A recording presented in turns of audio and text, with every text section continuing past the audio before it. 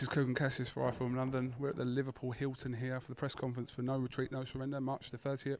Echo Arena, headlining Tony Bellew in his final eliminator for the WBC title, along with a stacked undercard, Crolla, Matthews, etc., etc. With me, sorry, I've got Eddie Hearn. I got carried away there. It's getting a bit bored. You're looking very slim. A stone and a half. People watching this won't get to see, but KESSLER has lost a lot of weight. He looks in great shape. You do. Thank you very much. Thank you very much.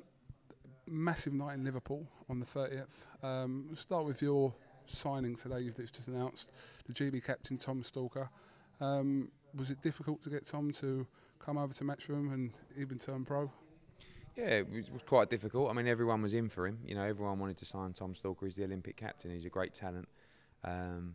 So that was pleasing. I felt we had, as I always do, the ability to push these fighters' careers forward quickly and in the right direction. So delighted to have him on the team. We'll announce his official debut later this week, and then he'll also box on March the 30th in front of his home fans at the Echo Arena. So I think he's going to be, I know he's going to be a great fighter, but I think he's going to be a very popular fighter.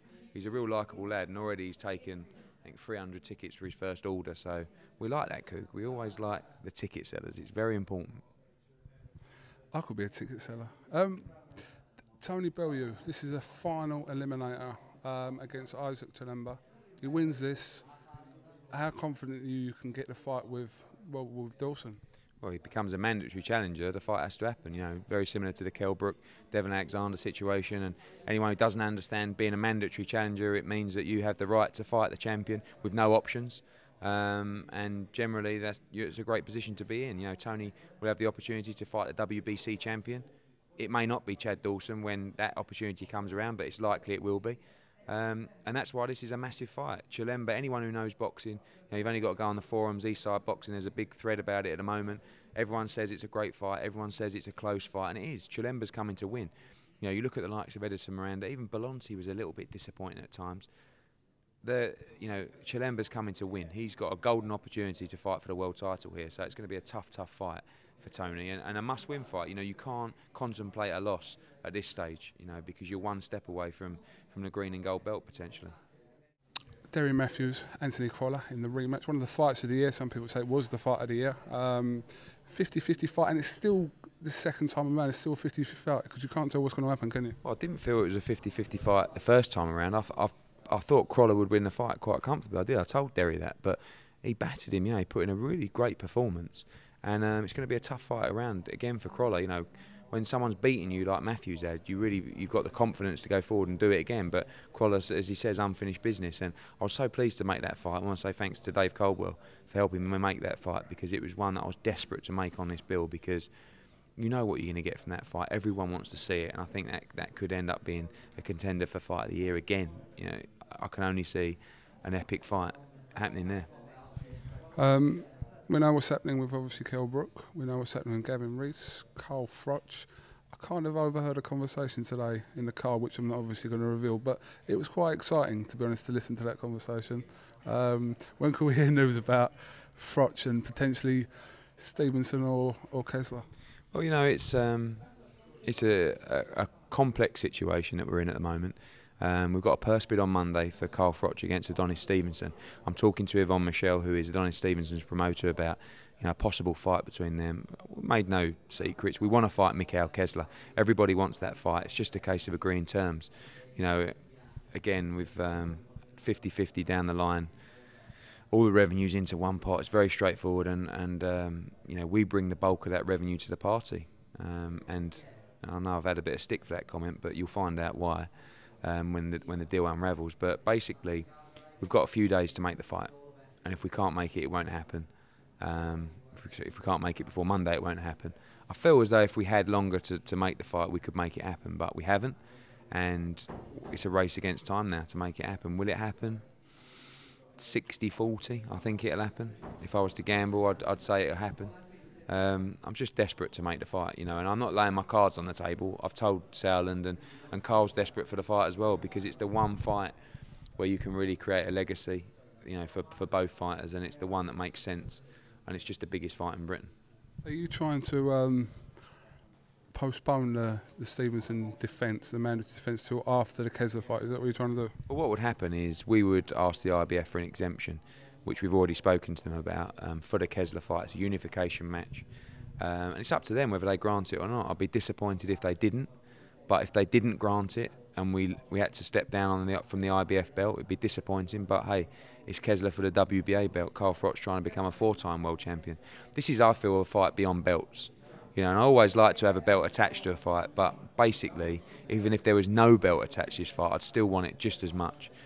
You know, I said to Kalle Sauerland today, even from an ego perspective, I want to make this fight as a promoter, and I want, you know, and he feels the same.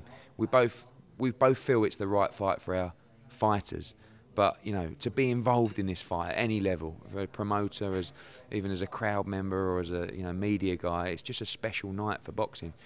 And I feel as though if we're going to move boxing forward, these kind of fights have to be made. Packed out arenas, you know, fights where we can get a 2, 3, 4 month build up for, with everybody getting so excited. That's what's going to grow the sport. And then fights that deliver. That's the difference. You know, you can hype a heavyweight fight up on pay-per-view. It doesn't deliver.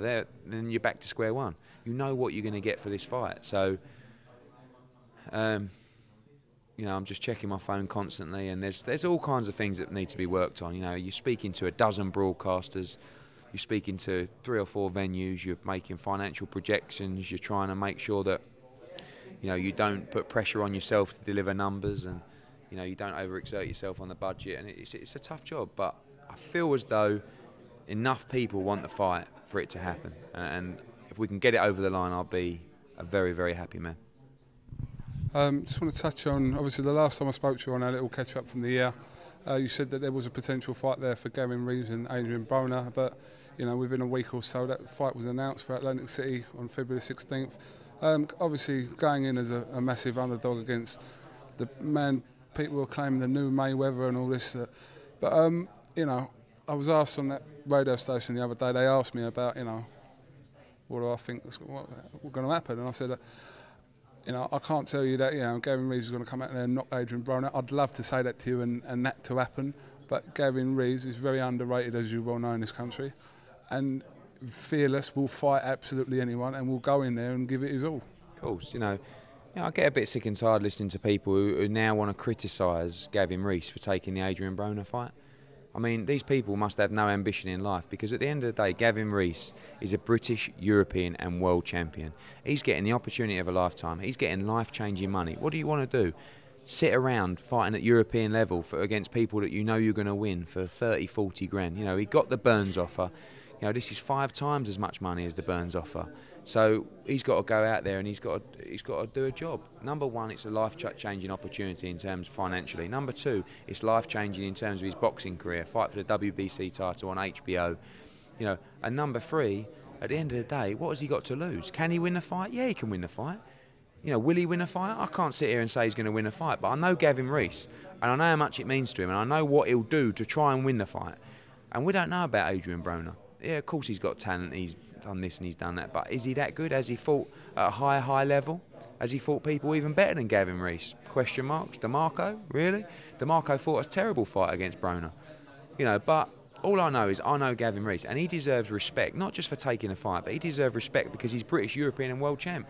Let him make the decisions. I don't make the decisions who's going to fight who. I sit down with Gary Lockett and Gavin Reeves. He took that fight in a nanosecond without me even telling him the purse.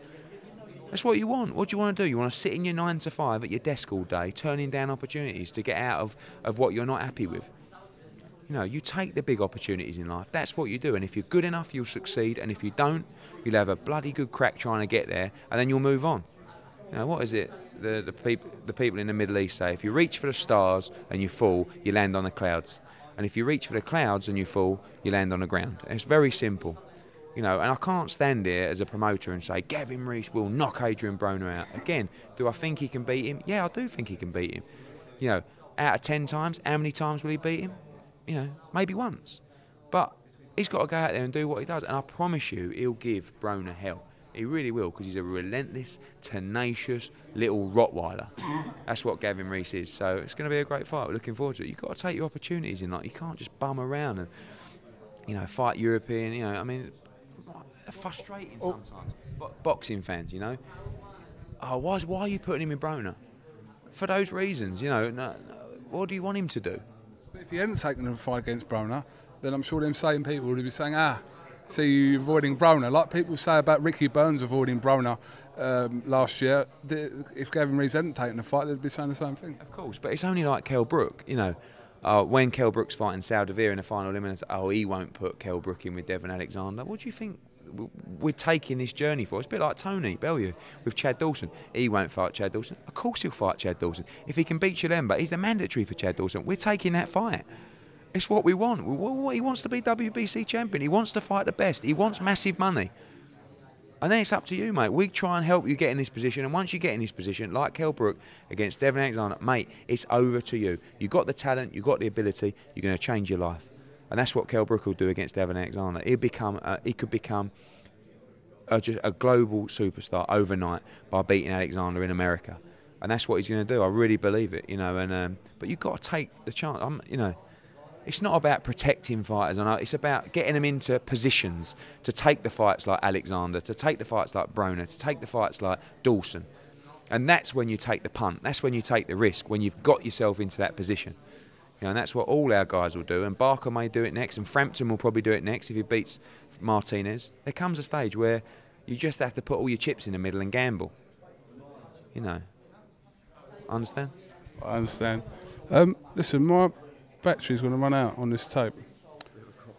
No, it is, honestly. We're done anyway. We know you've got shows coming up. Prize Fighter, the heavyweights on the 23rd of February, 19th of January.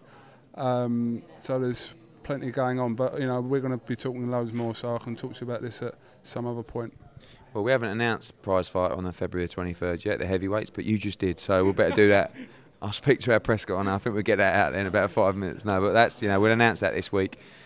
January the 19th, Wolverhampton and Yafai as well fighting. February the 9th, Belfast, Frampton Martinez, Lindsay against Selby, Andy Lee coming back, Martin Rogan on the bill as well. So can't wait for that one. February 16th, Broner against Rees. February the 23rd, Brook against Alexander. March the 9th, Darren Barker at Wembley, and February 23rd, Prize Fighter. March the 9th, Wembley, Darren Barker, Lee Purdy, John Ryder, Eric Oching. And March the 30th, Liverpool. How's your tape getting on? It's just about to go. It says boxing's dead. This year, I'll tell you, we're all guns blazing this year, mate. Boxing's back. All right, listen, thank you very much for talking to iFILM London again, and back home to Essex. Yeah, 4 hours with you in the motor. Lovely. Snoring. And now we're on these special diets. There won't be much food floating around either. I have nothing on the way home. All right, mate. Cook and Cassius with Eddie Hearn here for iFILM London. Thank you very much.